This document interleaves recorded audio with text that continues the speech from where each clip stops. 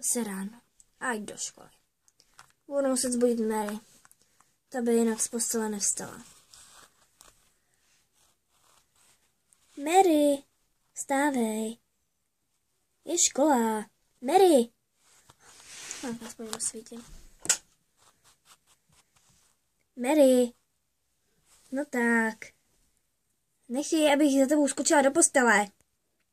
Promiň, malá, bych zapomněla, máme dneska školu. Aspoň vím, co na tebe platí. Tak pojď, honem. Kdo tam bude první? Já! Ale to není fér. To není fér. Ale jsem tu zase první.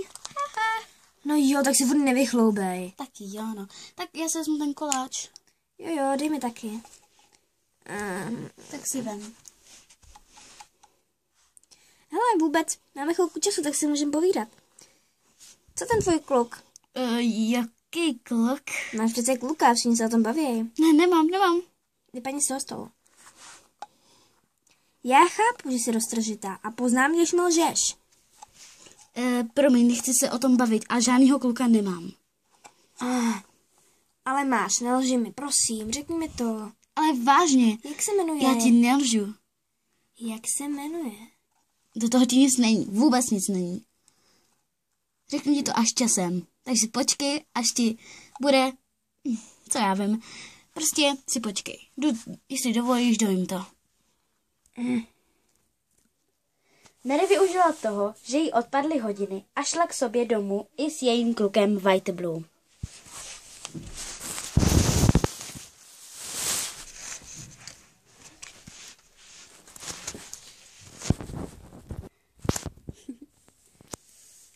Dneska to bylo úžasný, že ano. Jsem ráda, že nám odpaly hodiny. Aspoň máme čas na sebe. Miluji tě. Tebe taky. Jdem do ložnice? No, víš, přemýšlel jsem o tom. Jsi úžasná, ale nevím, jestli to je správná věc. Jako jak správná věc? To, co chceš dělat. Vezmeš si, víš co? Já vím, ale nikdy jsem to nedělal. Já ti to naučím. Bude to lehký. No, Užiješ když si. si myslíš, Užiješ si. Tak jdem, pojď. tak jo. Počkej. Není to postel tvé kamarádky? Jo, je, ale je to jedno, ne? No, já nevím, jestli to je správné. Víš, není tady a neví o tom. Uklidím jí to a řeknu jí o tom, neboj se. Klidně i před tebou. No, tak dobrá. Ale jestli se něco stane, bude to tvoje vina. Jasně, tak pojďme na to. Jsi divná. Že to bylo hezké.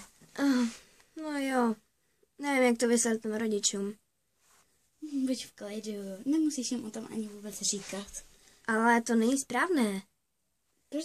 Proč furt chceš být jen správný? Přece taky můžeš mít někdy svůj názor, ne? Já vím, ale být správný je dobré. Víš, jaký jsou moje rodiče a jak mě vychovali. Já vím. No jo, s tím už asi nic neděláme. Už jsem doma! Ahoj! Vstávej! Ježišmarja.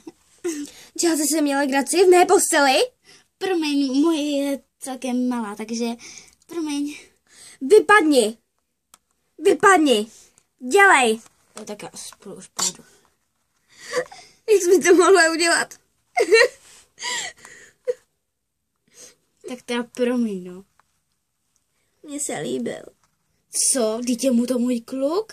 Ano, ale neříkala jsi mi, že je to on. Líbil se mi vždycky. Děkuju ti.